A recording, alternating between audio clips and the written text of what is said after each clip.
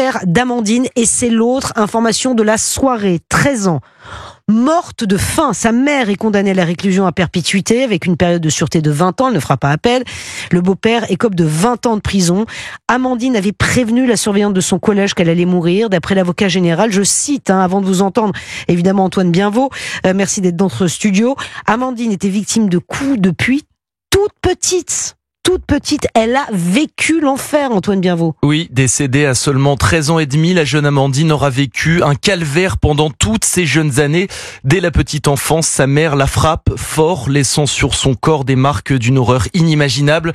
Punie à coups de poing, de tirage de cheveux ou encore de douche glacée, la jeune fille est aussi privée de vacances et de sorties. Une barbarie orchestrée par Sandrine Pissarra, sa mère qui pendant de longues années l'enferme dans un débarras de la maison familiale sans eau ni nourriture.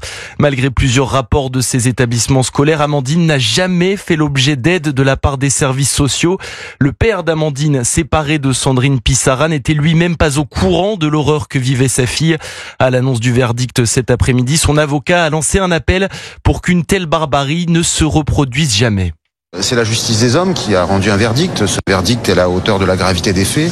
Au-delà de la responsabilité qui a été décidée, la responsabilité individuelle, il faudra maintenant que la société se pose des questions sur le fonctionnement de l'institution et la protection de l'enfant. Ça n'enlève rien à la responsabilité des auteurs, mais il y a beaucoup de choses qui ont dysfonctionné. Condamnée à la réclusion criminelle à perpétuité, la mère d'Amandine a reconnu tous ces actes de torture sans pour autant fournir d'explications à ces gestes barbares.